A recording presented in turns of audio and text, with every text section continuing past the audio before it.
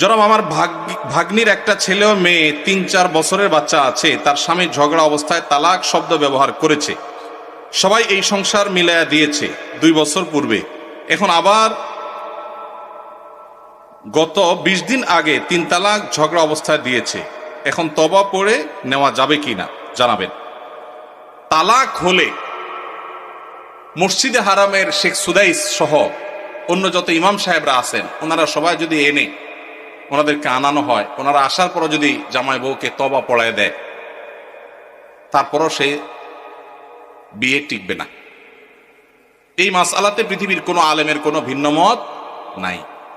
তালাক যদি হয়ে যায়, তওবা দিয়া সেটা কখনো রিকভার হয় না। এটা হলো ছুরি মারার মতো। দিলাম ছুরি মেরে, এরপরে তওবা করলাম, সরি বললাম, জিব্বা কামড়াইলাম, ইমাম সাহেব এসে আমার তওবা পড়াইলো, উনি তো জীবিত হয়ে যাবে না? হবে?